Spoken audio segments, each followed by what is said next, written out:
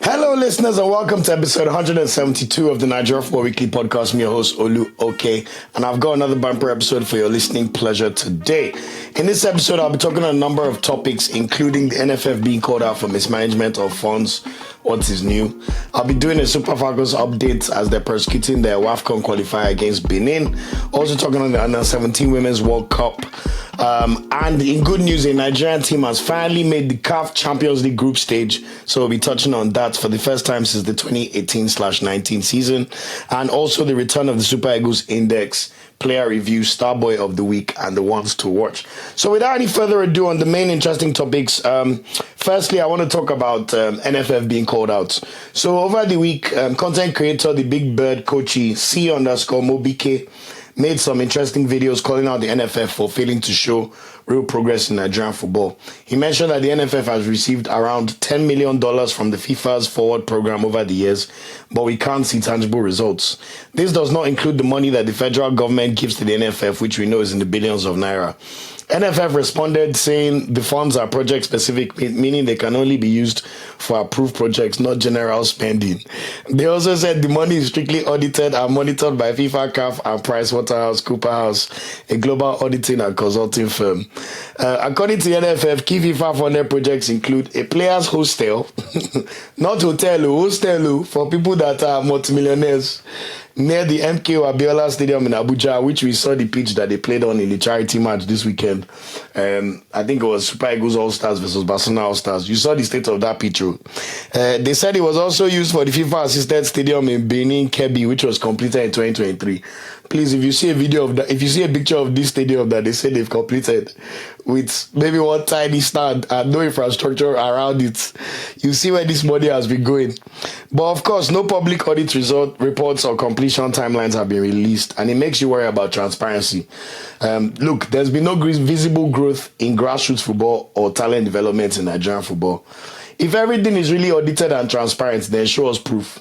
If you look at English FA, everything that they use their money for, you can go on the FA website and check it out. You can see exactly where funds have been allocated for. But where is it? There was also a stadium that was supposed to be built in Delta, apparently in Amaju Pinnick's local government area. Apparently it was supposed to be in Warri, but he moved it to his own LGA. And when the contractors got there, it was just water that was there. So which way Nigeria? These are the things I always speak about regarding the NFF. Look, even the way they decided to come and tackle the so-called negative press, they briefed a few journalists and sent some communications. They didn't put anything on their website. We have not seen any tangible rewards or results. We don't see the proof anywhere. Lagos and Abuja, we don't have one decent stadium.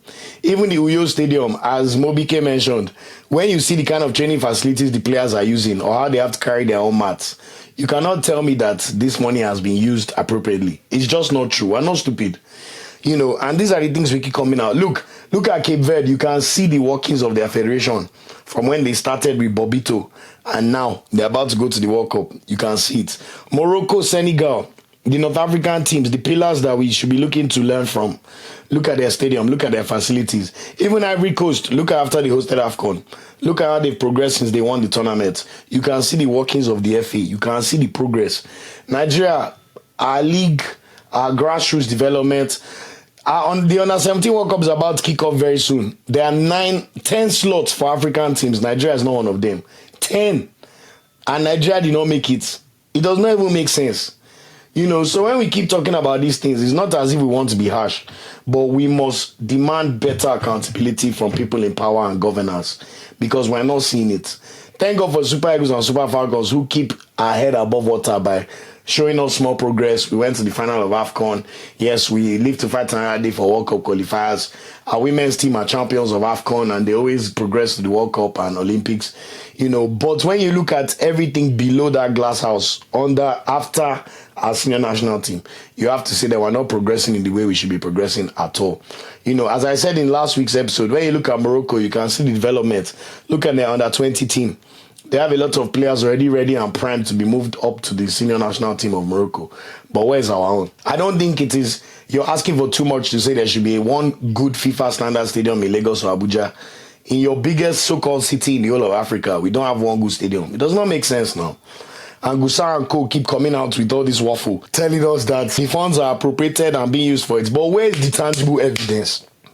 We cannot see it. We cannot see it. So I'm glad that this guy was pressing your neck, and I hope people continue to press your necks, because until we see actual tangible results, look, even if you want to still with sense, do small work and then collect money on the side now. But yeah, we cannot see anything. Meanwhile, Maju Pinnick and Gusa will be announcing that they've been giving FIFA appointments. Waiting concern us with FIFA is Nigeria we care about. Sort our NFF first, and then we'll see what happens. If you are benefiting our country and our league and our national team, we complain when you get FIFA appointments. We even celebrate you because you deserve it. But these are things that we'll continue to talk about as we look towards the future. You know, thank God at the moment that national team is still at least doing okay. So we'll leave that one and table your matter for another day. But best believe that we're going to continue investigating and bringing these things up, because Nigerians need to know. Nigerians need to ask these questions. We cannot be a docile society that just accept mediocrity and allow things to just happen and without any accountability. No. So anyway, please guys, continue to press NFF's neck. Let them come and tell us what's happening. We have a game in just over 2 weeks against Gabon. We still don't know the confirmed venue or the time. Please come and tell us, yeah? And good luck to all involved. Anyway, in other updates, the Super Falcons prosecuted their first leg of their doubleheader against Benin Republic on Friday in Lome, beating Benin Republic 2-0. Goals from our WAFCON stars, with Chinwendu Uhezuo and star player Esther Okoronkwo scoring the goals. The second leg of that game will be played tomorrow on October 28th. I believe this will be played. It will be played in Nigeria, but I believe it will be in Ogun State.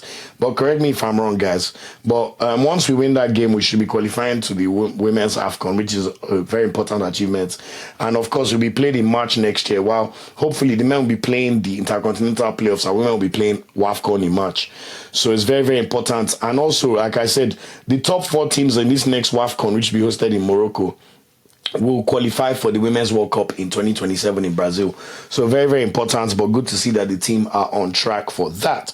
Also, sticking with women's football, the Women's Under-17 World Cup team, they have officially qualified for the round of 16 of the World Cup as one of the best third-place teams. We lost our first game to Canada 4-1, and then they lost to France 1-0. I thought they were really sad, and I thought it was over for them.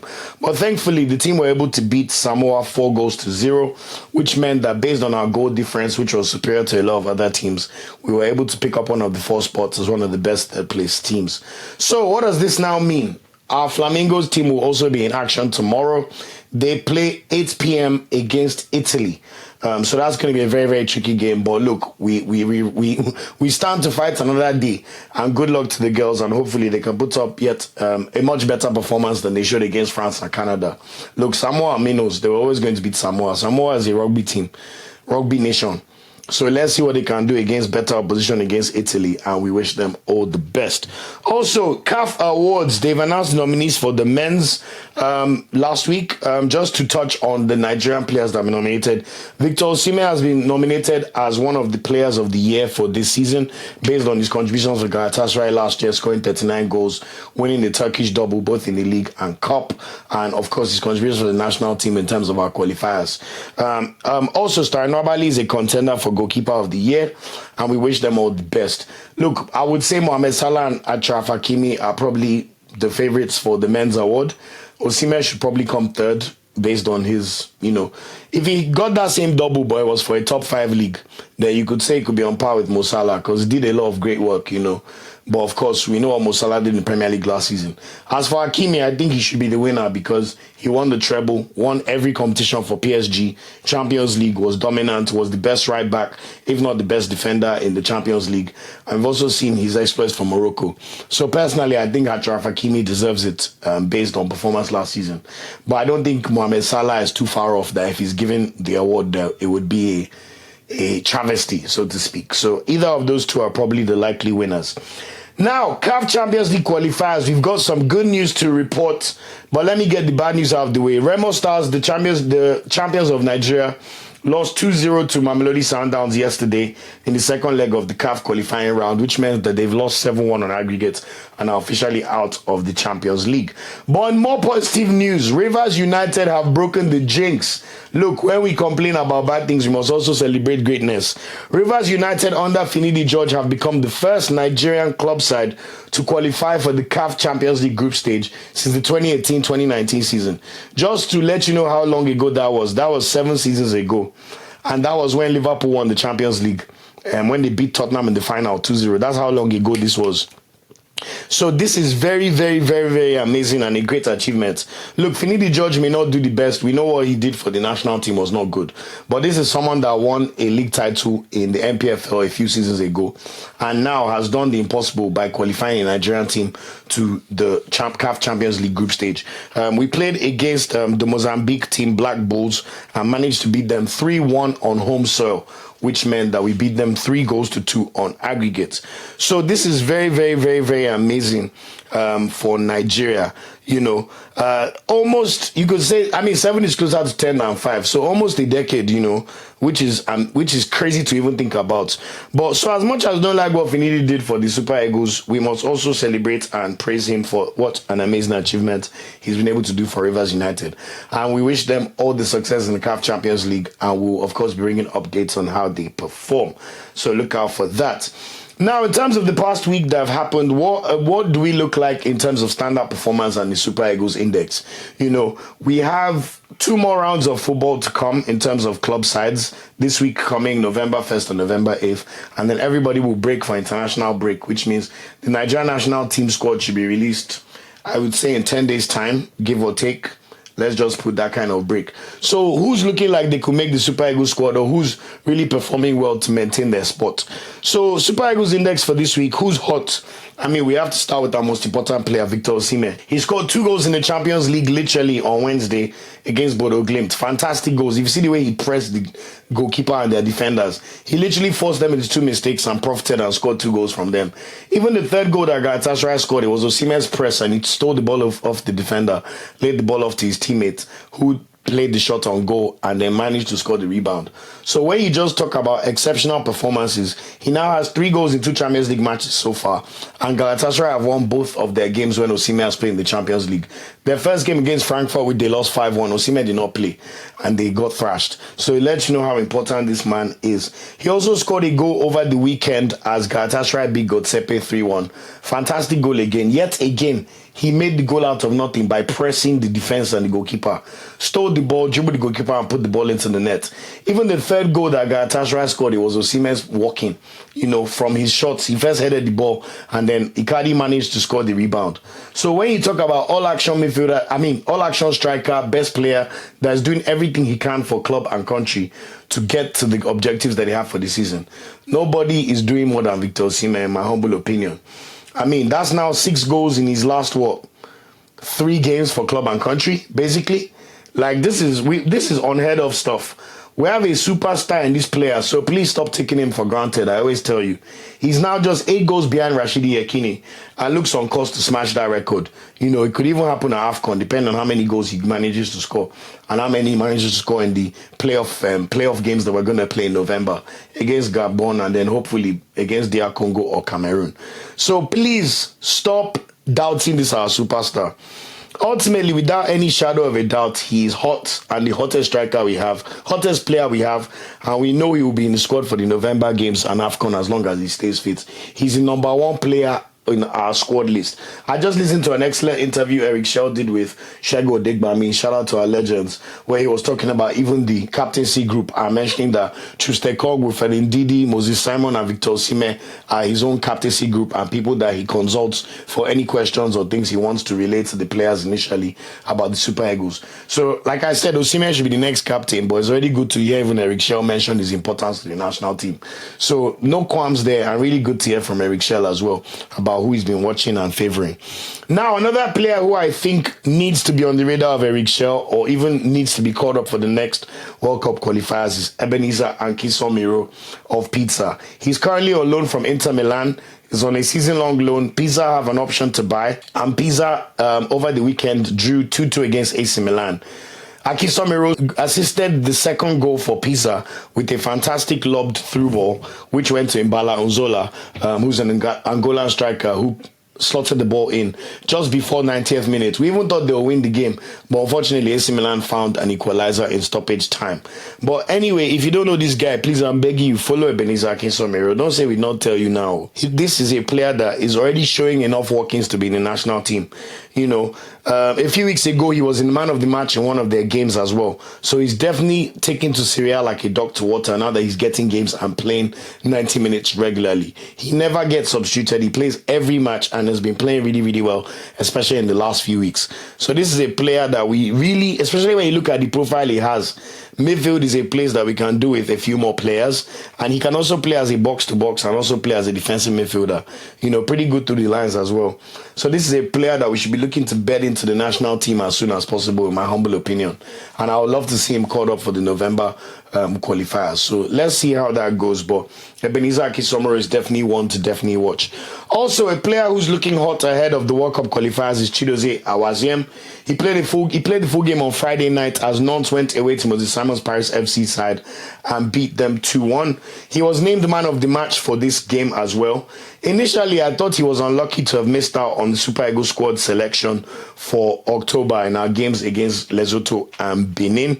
But thankfully, watching the interview Eric Schell did with Odegbami, he actually clarified that Awaziem was injured, which is why he was not called up. And he mentioned that he actually went to watch this match on Friday, where Awaziem was the man of the match for Nantes. And he specifically spoke about how good Awaziem is and how Awaziem should be brought back into the national team. But of course, he needed to adjust back to, because he only moved to Nantes in the summer. So he was settling back into a new club back in France, which he's played in previously. But it was really, really refreshing to hear how closely our Eric Schell is following these our players and also deciding on who needs to come. Because to be honest, when you look at our right back situation with Aina injured and Osayi-Samuel not exactly playing the best for Birmingham right now. You know, yes, we saw Michael Kayode follow Nigeria Super Eagles on Instagram, which is good omens, but I'm sure the Italians will be trying to snap him up now that he's the wave of the moment after his long throws against Liverpool. But we need better coverage at right back, because I would probably say I would trust Awaziem better at right back, you know, just because of his defensive nous. And then that way you can play Benjamin Frederick and Bassey in the center of the park. So I think Awaziem is one player that we'll definitely see back in the squad for the Gabon game in November. As I said, he can play as a right back. So at least with the versatility of Awaziem and Frederick, that will negate any issues we'll have based on our lack of depth at right back, because Osayi-Samuel's form is not currently the best. So let's see what happens. And I think this will also allow Frederick and Bassey continue as centre-back pairings for the foreseeable future. So let's see what happens. But Awaziem, he's done his hopes no harm whatsoever. Also, Wilfred Ndidi, Super Eagles vice captain, has had a very good week for Besiktas. He scored his first goal for the team on Wednesday, which is always a positive. And we know that he's beginning to get back into form and play at a very, very high level for Besiktas. So I think those four players, when I look at how the week went, are four players that have done no harm to their hopes of either continue to be the biggest bet in Osimhen and Ndidi's cases, or players like Akinsanmiro, who is looking for his first opportunity as a youngster, and even someone like Awaziem, who we know is slightly older, but has the experience and also the good vibes, but also the form at the moment to come into the Super Eagles squad and make a telling contribution. So, who is not at the moment hot? It looks like they could have their chances of being in the squad docked. I have to start with two that may or may not make the squad. I think Uche, it must be said that his move to Crystal Palace, even though we thought it was good for him, at the moment it's not looking like such a good move, especially when you know that he was starting every match for Getafe. And I know Getafe even won over the weekend. At Crystal Palace right now, he's really struggling for minutes. I mean, it really got to the point where he recently played 45 minutes last week for Crystal Palace's under-21 team in their 5-2 loss to Stevenage. Just before the international break, he was on a new sub in 3 out of 4 of their last games. He came on against Everton in stoppage time, and then yesterday against Arsenal, he was also brought on just before stoppage time against Arsenal to play like charity minutes. So when you look at the move so far and the way he's been playing, it's not necessarily happening for him, and he's not getting the match fitness and sharpness he needs to be brought back into the Super Eagles squad or to justify even playing minutes. You know, he's been in our recent squads and we have high hopes for him, but ultimately, national team is a meritocracy. If you're not playing well, you cannot be called up, and it's looking very precarious for him. Hopefully, the tide can turn for him because we know how talented of a player he is. And I actually think he will fit Crystal Palace very well in terms of their physical football. You could see the strength he even has. He had one action where he crossed the ball to David Raya to catch. But if you see the way he bodied like 3 of our players, you can see his physicality, and that's something that should stand him in good stead in the Premier League. But right now, it's not happening for him. He needs to play more, but I would not be surprised if he misses out in November squad selections based on current form. But we shall see what Eric Shell decides to do. Another person who needs to watch out for his spot is Tella Arokodare, especially with how well, the likes of Onuachu and some other strikers are playing. Gift Orban also just scored yet again for Verona yesterday. So Tella Arokodare at the moment, it looks like he's clearly the second striker for Wolverhampton. What even makes it worse is the fact that their starting striker, Strand Larsen, is not necessarily scoring goals unless it's penalties. Wolverhampton have not won any game out of 9 games. It's one of the worst starts we've seen from a club in the Premier League ever. And Arokodare keeps coming on for charity minutes, last 10 minutes, last 5 minutes. And for some reason, they keep conceding goals when he's on the pitch. So that doesn't necessarily help. Obviously, I'm not saying it's his fault because he's an attacker, but we're not yet seeing the progress or, the good performances that we would have expected from someone like Arokodare coming into the Premier League. What makes it even worse is Wolves look like their team this year is much worse than last year. At least last year they had Cunha. They had certain players that could still bail them out of certain situations. Aina was still there. So certain players have gone, and Wolves just look like they could be dead certs for relegation at this point in time, to be honest. And what makes it worse is he's not even playing games. When you compare that to Akpoguma and Akpogum's goals against Lesotho, for example, or even scoring a few goals in previous weeks for Sevilla, you have to say that Akpoguma is ahead of him, and I will not be surprised if someone like Onuachu, for example, ends up taking the place of Arokodare for the squad. But he needs to find some form and start playing well. Another player that is not yet quite happening for him, but I will mention that he will be in the Nigeria squad and will be called up no matter what, is African footballer of the Ademola Lookman. It just hasn't clicked for him this season at all yet. We know what he did in the last 2 seasons. I know the quality he had. He's playing a lot more minutes for Atalanta, but the team as a whole are yet to click under the new manager, Ivan Juric, it must be said. When you look at their games, they've played 8 Serie A games, they've won 2 and drawn 6. So even though they're unbeaten, they're really struggling to put the sword against small teams. Over the weekend, we saw them play against Cremonese. Even in the Champions League last week, they drew at home to Slavia Prague, which is a crazy result when you think about it. Shout out to David Moses, Nigerian midfielder, for making his debut for Slavia Prague. But it's just not yet clicked for their attack or Lookman yet. One thing I will say, watching the highlights of Atalanta's game against Cremonese, he did create a few chances for the team, it must be said. 2 or 3 chances, one for Charles de Catalaire here or there, and you could see the impact of Lookman in the match. But unfortunately, no goals or assists in that game. So we're hoping that things could get better for Lookman because he really needs to play in form. Once he's in form, we know what we can expect for him in the Nigerian national team.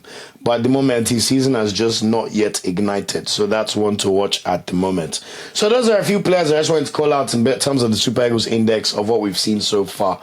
But yeah, now to just do the normal player reviews, starting with the Premier League. Our Fulham boys, we know Chukwueze is still out with the calf injury. He's very likely could miss November playoffs, which is very sad because between him, Nathan Tella, a lot of our potential right wingers are injured. And I don't know if Dele-Bashiru will be back fit ahead of that period of time. So it's a precarious situation we're going through in terms of our right wingers at the moment. But let's see what happens. One thing I will say is Calvin Bassey and Alex Iwobi played 90 minutes as Fulham lost 2-1 away to Newcastle on Saturday.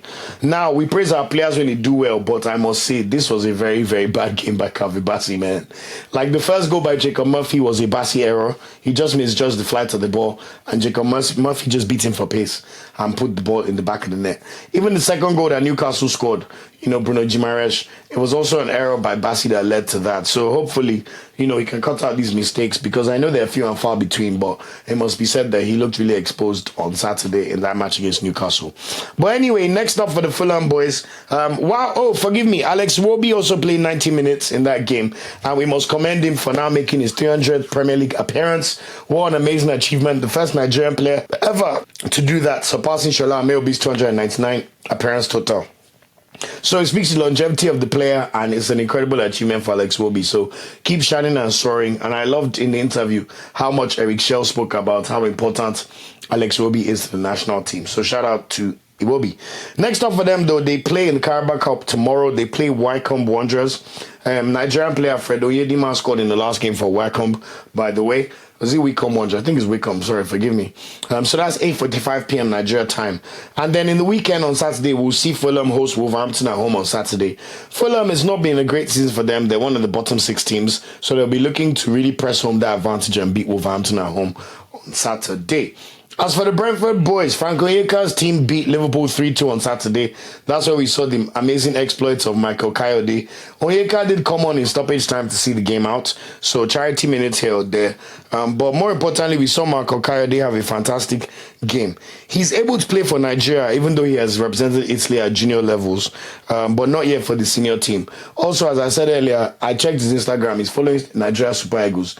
I didn't even know that it could be on our radar, but let me tell you something. If we can do anything, Gusa and Co, please go and talk to this boy. Go and bring him. Kayode Ejo, come and play for us. Michael Olabode Kayode, we are waiting for you. Please come and play right back for us. You and I know can battle it out, and you are even very young. So for the next 10 years, please, you can want to do that right back line. Please, my boy, that would be amazing to see. But hey, we'll see what happens. I still think he may end up playing for Italy, but let's see. But anyway, for the Brentford boys, they play Grimsby away in the Carabao Cup tomorrow, and then they play Crystal Palace away on Saturday. So that should be an interesting game between Frank Onyeka's Brentford and Kristaps Uche's Crystal Palace. I already spoke about Kristaps Uche playing charity minutes yesterday, and he also played 3 minutes for Palace in their 1-0 loss to AEK Larnaca on Thursday. So really charity moments for him. But we hope things can really turn around for him. Next up for them, they go to Anfield to play Liverpool on Wednesday in the Carabao Cup. So it's unlikely he'll start. Maybe he'll get 30 minutes, but we hope for the best. Let's just see, Sha. And then in the league, of course, they'll host Brentford at home at Sellers Park. So let's see how that game goes. I already spoke about Arokodare's struggle for form. He played 6 minutes for Wolves in their 3-2 loss to Burnley at home, which is just a shocking result. Yes, they were 2-0 down and they scored 2 goals, but to concede a last-minute goal, really good finish by Lau Foster, by the way, South African striker. I think it's his first goal in the Premier League this season, but really well taken goal. Anyway, in the Carabao Cup on Wednesday, Wolves host Chelsea at the Molineux. Because of the Carabao Cup, I would expect Arokodare to start. But when a team is going through crisis moments like this, they need to search for hope whenever they can. So I wouldn't be surprised if Strand Larsen ends up starting the game on Wednesday. But hopefully Arokodare can get some minutes. And then we'll see what happens when they play Fulham away on Saturday, 4 p.m. Nigeria time. As for the Nottingham Forest boys, we know Ola is still injured. But Tara Awoniyi played 45 minutes for Forest in their loss to Bournemouth on Sunday. So he did not play on Thursday when they played Porto because he's not in the Europa League squad for this season. So that's why he did not feature in their 2-0 win over Porto. So that already tells you that this is a club that signed too many players. Because when you're playing guys in the Premier League that you do not add to your Europa League squad, I mean, those of you that play Football Manager, you know this is basics, man. It should not be happening. But when Nottingham Forest went to go and sign all the players in the world and then sack their manager, and then now they're on their 3rd manager for the season, anything they get, we have to just accept for them. But anyway, in the league, they play Manchester United at home on Saturday. A resurgent Man United, it must be said. So let's see how the Forest boys can get on. They're currently in the relegation zone, so they need points ASAP. So let's see what can happen. In other Premier League games not involving Nigerian players, we saw Leeds United beat West Ham 2-1 on Friday night. Chelsea lost to Sunderland in a 3 p.m. kickoff on Saturday. Fantastic result by Sunderland. Great goal by Talby to win the game. Man United beat Brighton 4-2, finally breaking their voodoo over Brighton, who had won 8 of the last 9 games against Man United. 4-2 win. Brian Mbeumo looked really good in this game, it must be said. Arsenal, I already spoke about my boys beating Crystal Palace 1-0. Shout out to Ebere Chieze for the goal. Aston Villa also, thank you for beating Man City 1-0. Fantastic goal by Matty Cash. Please go and watch that goal if you've not seen it yet. And of course, Bournemouth beat Nottingham Forest 2-0. Man, that French striker, Coopy Jr., 19 years old, straight from League 2, after scoring over 15 goals for Lorient last season. Bro, this is why they say there's no talent pool of gems more than France. That guy, look at the goal he scored, that second goal. Fantastic finish. After Tavernier scored a goal directly from a corner kick. So Bournemouth are currently 2nd in the league and cooking. And then Tottenham thrashed Everton 3-0 yesterday, braced by Mickey van der Ven, who I had on my bench in FPL. So 23 points down the drain. I was so gutted, man. But anyway, we live to fight another day. Fixtures to be aware about for the coming week in the Premier League. I already spoke about the Nigeria clash between Crystal Palace and Brentford at 4 p.m. and also Nottingham Forest hosting Man United at 4 p.m. Burnley also hosts Arsenal at 4 p.m. as we look to press some advantage in the Premier League. And then Brighton also hosts Leeds in a 4 p.m. game on Saturday, with the final 4 p.m. kickoff being Fulham versus Wolverhampton. Tottenham versus Chelsea renew their rivalry, their big London rivalry, in the 6:30 p.m. kickoff Nigeria time. And then there's also a late kickoff on Saturday again, as Liverpool will be hosting Aston Villa at Anfield as they look to finally bounce back from 4 straight Premier League losses. And that will not be an easy game because we know Aston Villa have just beaten Tottenham away and beaten Man City at home. So that will be a very tricky game. And then on Sunday, 3 p.m. kickoff sees West Ham host Newcastle at the London Stadium. And then Man City host a high-flying Bournemouth at the Etihad Stadium at 5:30 p.m. Nigeria time. There will be Monday Night Football next week, Monday, with Sunderland hosting Everton in the 9 p.m. kickoff Nigeria time. So that should be a very interesting game. So how does the table look? If you're an Arsenal fan, I mean, very, very joyful. We're now 4 points clear of Bournemouth in second place. We've won 7 of our first 9 games. We drew 1 at home to Man City and lost at Anfield. But yet still, we've only considered 3 goals and we have the best goal difference in the Premier League at plus 13. So it's all looking rosy. But I'm not getting carried away, guys. One game at a time. Bournemouth are second with 18 points, and then you have Tottenham and Sunderland joint third and fourth with 17 points, but Tottenham are third by virtue of their better goal difference of plus 10. Man City and Man United are level on points with 16 points. Who would have thought at the start of the season? I know. So Man United, man, it looks like the Marine project is finally showing some signs of life. Man United are above Liverpool, which is crazy to say, with Liverpool in 7th place alongside Aston Villa on 15 points, with Chelsea on 14 points and a few teams on 13. All in all, it's going to be a very, very competitive Premier League season, apart from Wolves, West Ham and Nottingham Forest, who seem like they don't know what they need to do. But long may the good form of Arsenal continue, and we'll, of course, do another Premier League roundup next week. Now, I wanted to just touch on a few players in the Championship who've been in the Super Eagles squad. You know me, I don't really like talking about Championship players because they should not play for Nigeria, but Semi Ajayi and Osayi-Samuel play in that league. At the moment, Semi Ajayi's Hull City are currently 8th in the league. He played 90 minutes for Hull in their 1-1 draw against Charlton on Saturday, so good to see that he's playing games.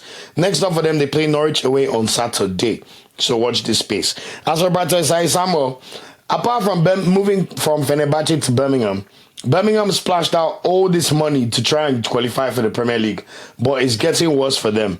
In a 24-team division, they're currently 15th in the league. And Osayi-Samuel was not even in the squad in their Birmingham 1-0 loss to Bristol City on Saturday. He's currently out with a foot injury. So it's not as if he can even play at the moment, but when he even plays, we're not yet seeing great performances yet. He's likely to be back early November, so let's see if he can make it in time for the squad for Gabon. But this makes it even more important for Awaziem to be called up to the national team and to play for the team. But it's not looking good for those two. So that's it in terms of Championship updates for this week. Moving on to Serie, I already spoke about Lookman playing 90 minutes, both in the 0-0 draw against Slavia Prague and in their 1-1 draw against Cremonese yesterday, but he did play well, as I said. Next up for them, though, they play AC Milan at home tomorrow. So there's midweek Serie A football to entertain yourselves this week. Let's see how he gets on in that game against Milan. And then on Saturday, he'll be going to play Udinese away, where he'll be hoping to score against Maduka Okoye. I already spoke about Akinsanmiro's exploit for Pizza, even though they're still looking for their first win in the league, but he continues to play really, really well. Next up for him, they play Lazio at home on Thursday, 8:45 p.m. Nigeria time, and then they play Torino away on Sunday, 3 p.m. Nigeria time. Now, next up, Gift Urban. Gift Urban had a very, very good game over the weekend for Verona in their 2-2 draw against Cagliari. Really, really good goal from him as well. Great pass from the winger, and he just slotted the ball straight into the bottom corner of the net. So fantastic finish from Gift Urban, and really good to see him getting back on the goals. Now, I told you Gift Urban's problem is consistency. Can we see him have another good game tomorrow? On Wednesday when they play Como away. That's his Fabregas' team that are flying high. Nico Paz in particular is playing really, really well for them so far. So that'll be a very, very challenging game. But can Gift Urban have another good game? I would love to see it. And then on the weekend, he then goes to play Inter Milan at home on Sunday, 12:30 p.m. Nigeria time. So if Urban can have a very, very good week, who knows? He may even somehow stick it to the Nigerian squad. we shall see. But looking forward to watching him play. As for Maduka Okoye, he played 90 minutes and made one save over the weekend as Udinese beat Lecce 3-2 on Saturday. I watched the highlights, and to be fair, the goals Lecce scored, there's nothing he could have done about them. One was an absolutely thumping finish in the 90th minute by one winger like this. They're already 3-1 up anyway, which is the good news. And good performance for Udinese. And I'm just happy to see Maduka Okoye back starting games and playing in Serie A, doing what he loves. Next up for Udinese, though, they play Juventus away at the Juventus Stadium on Wednesday. So that'll be a tough test before they then host Atalanta at home on Saturday, where he'll be looking to stop Lookman from putting the ball in the back of the net. In La Liga, Adams played 24 minutes while Ejuke played 38 as Sevilla lost 2-1 to Real Sociedad. This is what I keep telling you about Sevilla. They're so inconsistent. If you look at how Real Sociedad were playing all season before they played the Sevilla match, Sevilla should have been winning the match. But of course, what Sevilla do? They're just so inconsistent. So anyway, we hope for better news for our Sevilla boys.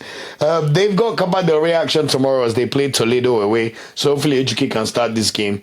And then they go away to Atletico Madrid on Saturday, 4:15 p.m. Nigeria time. As for Sadiq, he's still not in the squad for Real Sociedad. Even though he traveled with the team, I was able to take a picture with Ejuke and Ako Adams. It's not looking good for him, and it looks like he definitely has to move in the summer because he's not playing any minutes whatsoever. At the very least, you'd hope he gets to play in the Copa del Rey tomorrow, where they play Negreira away. I mean, if he cannot get minutes against Negreira, then he's not going to play at all this season. Because we know it's very unlikely he'll play when they play Athletic Bilbao at home on Saturday. So watch this space. As for Bundesliga, Nathan Tella still out with a new injury. With a knee injury, I say new. See my life. But he's expected back in early November, so let's see if he can get fit or start playing games to potentially force his way back into the Super Eagles squad ahead of our crucial playoffs. There's DFB Pokal action in Germany this week. So on Wednesday, Leverkusen play Paderborn away, who are a Bundesliga 2 side. And then they go away to play Bayern Munich at the Allianz Arena on Saturday, 6:30 p.m. kickoff in Nigeria. So watch this space. As for Werder Bremen, while Felix Agu is still injured, it was very encouraging to see Victor Boniface start his first game for Werder Bremen in the league in their 1-0 win over Union Berlin. I watched the highlights. He also had a few good touches here or there and almost scored a great goal with his left foot from outside the box, which just went past the post. With Victor Boniface just wanting to restart your career, just keep playing well, please. Forget the jokes. Just do what we know you're capable of. This is an invincible player for Leverkusen and is now playing for a worst team in the league, which I cannot wrap my head around. There's definitely stuff we don't know about that led to them wanting to let him go.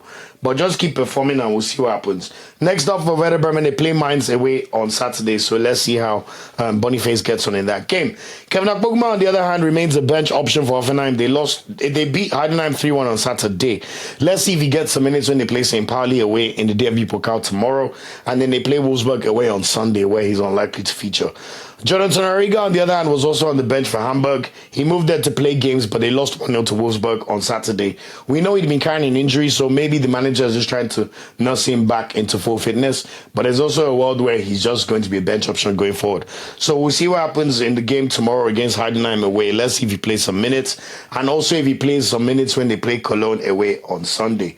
In League One, Terry Murphy's still out with the calf injury, expected back in early November. I'm sure you can see a trend of some of our players being injured. So Eric Shaw has a really interesting job on his hands when picking the squad for the Gabon game. But let's see if Murphy can get fit ahead of the international break.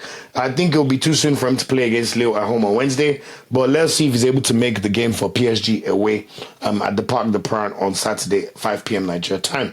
As for Moses Simon, he played 85 minutes in the Paris FC 2-1 loss to Nantes on Friday. Next up for his team, they play Lyon at home on Wednesday, and then they play Monaco away on Saturday.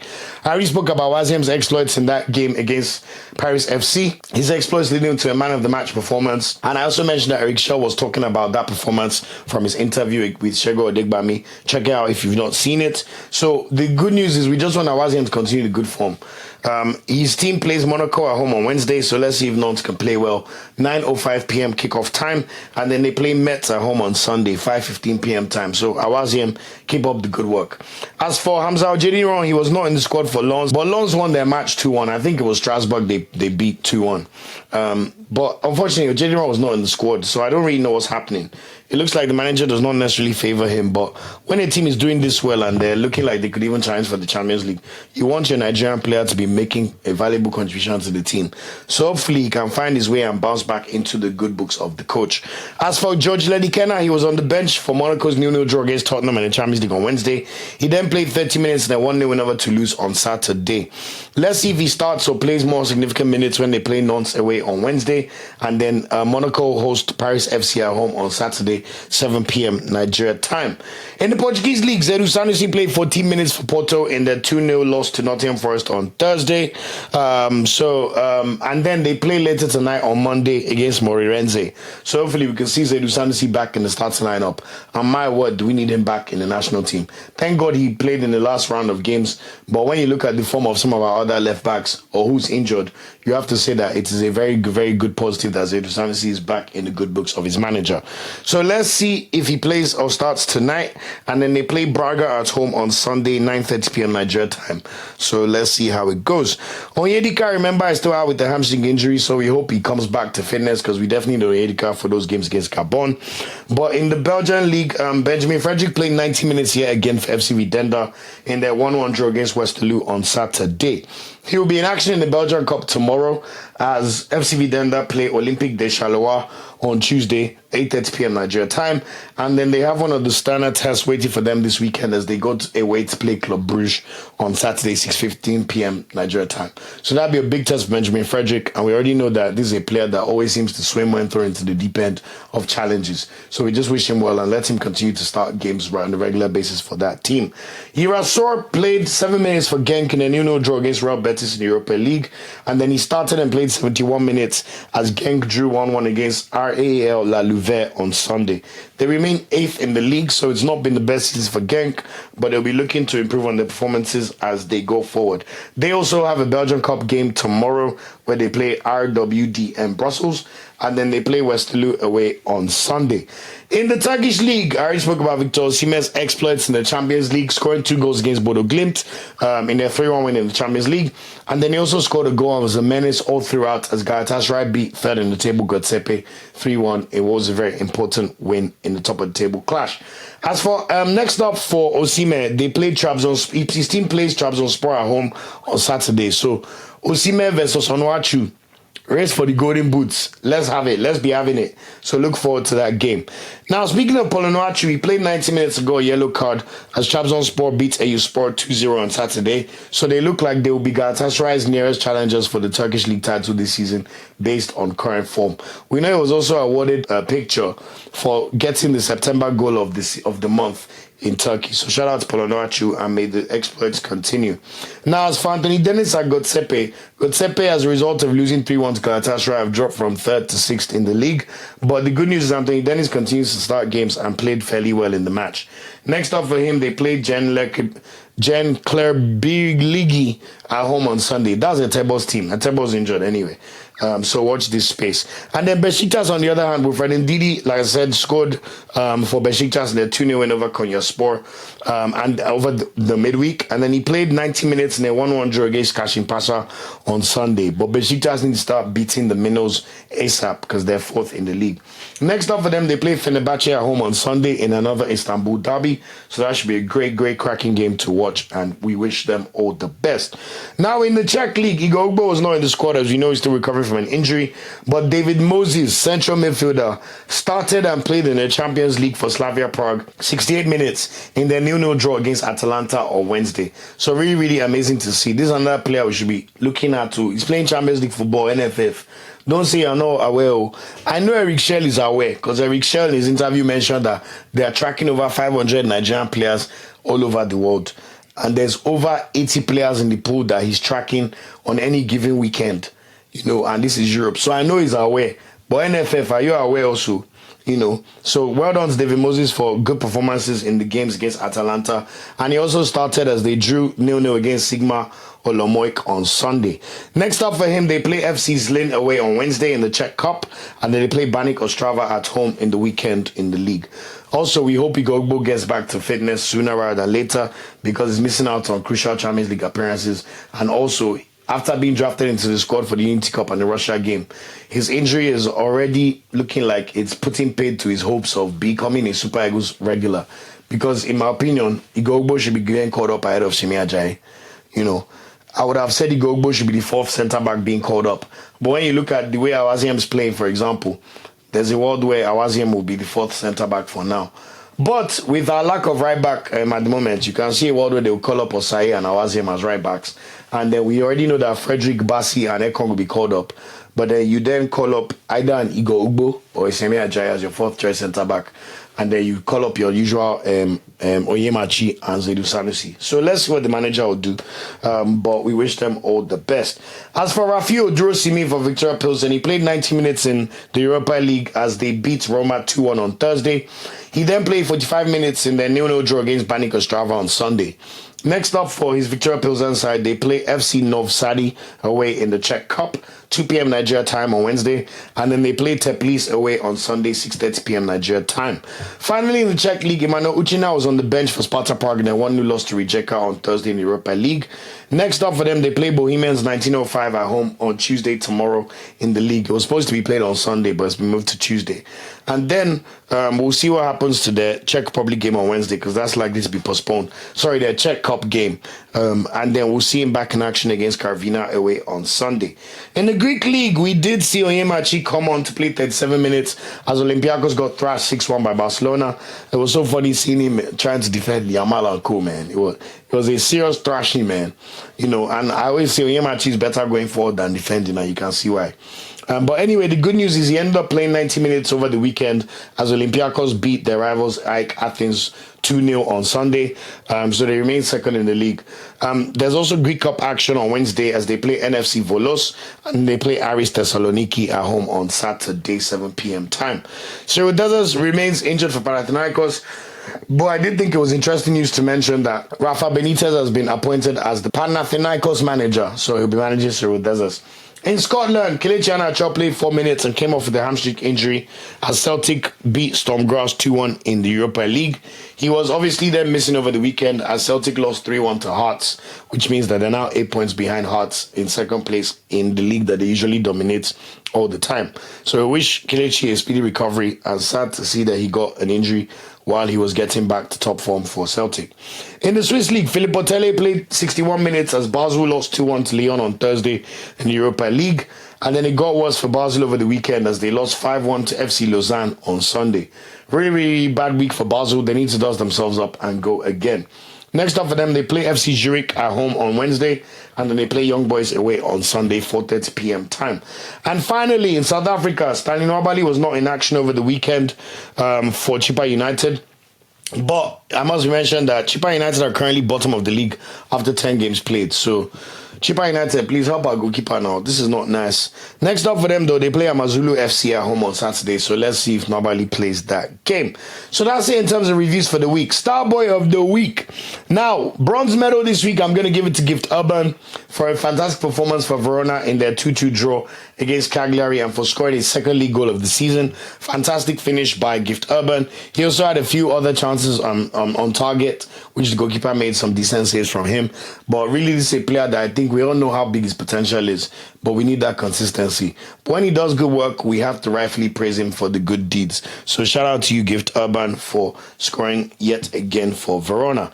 Silver medal this week, I'm going to give it to emerging midfielder Ebenezer Akinsanmiro for his displays in Serie for Pisa in their 2-2 draw against AC Milan. When you go to San Siro to play the league leaders, it's never an easy game.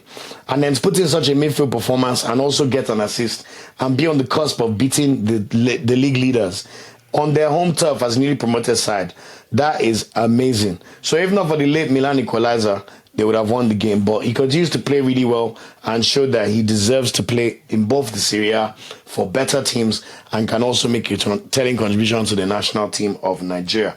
Gold medal this week, and of course, our most awarded gold medalist, Victor James Osimhen. Pride of Nigeria, pride of Africa, Ajayi Olusosun, 3 goals in 2 games over the past week, 2 goals in the Champions League, continues to dominate the Champions League whenever he plays for Galatasaray, 2 excellent finishes against Bodo Glimt, straight from his pressing work, able to get the ball off the defender or literally intercept passes because of just strong high pressing, which means that the defenders and goalkeepers are panicking and he's forcing them into mistakes time and time again. Even the 3rd goal in the Champions League, it was him that played a big part in Galatasaray scoring that goal. Then over the weekend, yet again, you saw it was an absolute nuisance for the Gotsepe's defense. Same thing with his first goal over the weekend.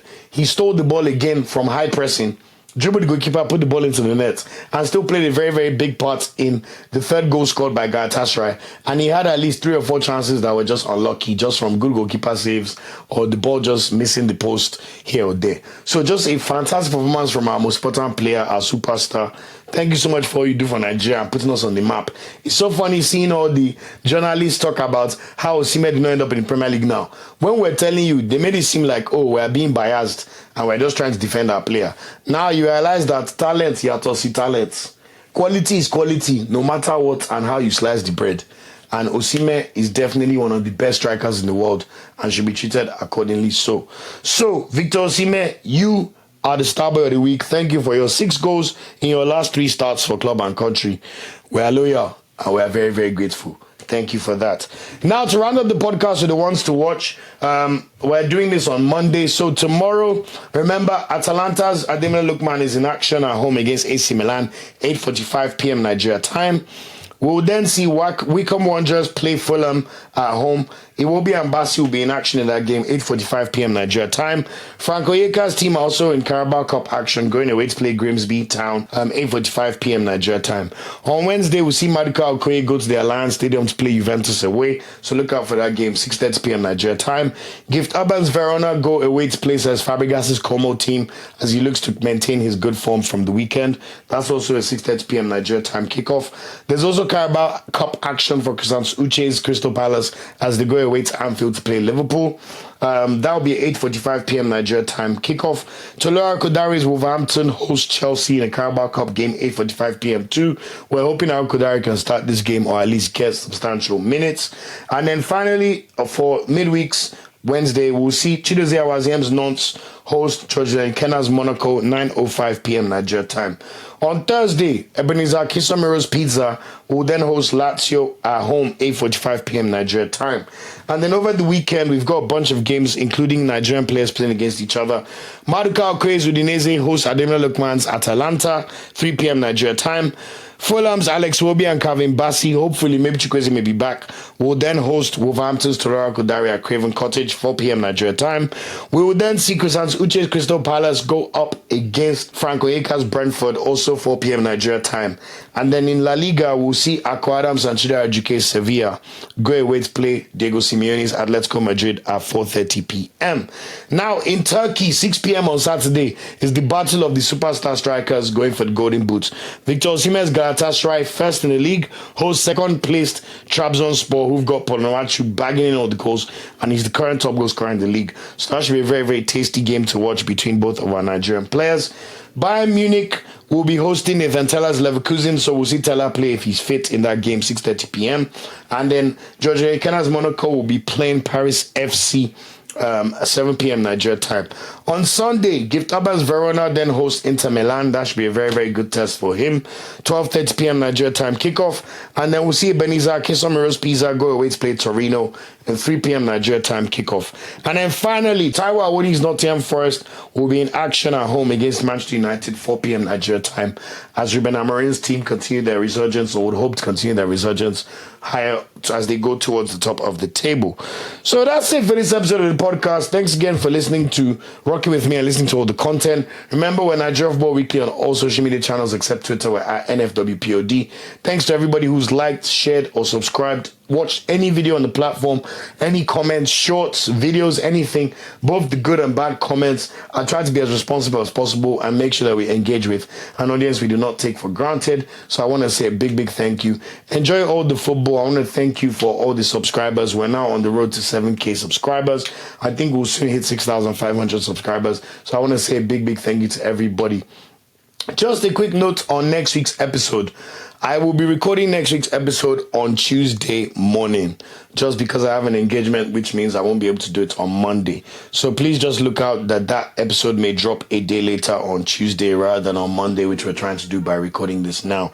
But I'll see you on the next episode of the podcast. Enjoy all the football and let me know your comments and takes on all the information provided on this episode. Until next time, I've been your host Uche, and I'll see you on the next episode of the Nigerian Football Weekly podcast. Thanks for watching this video. Please like, share, subscribe, and click the bell to get a notification whenever we drop a video. You can also find our social media channels listed below. And of course, up Super Eagles and Nigerian, they ever carry last.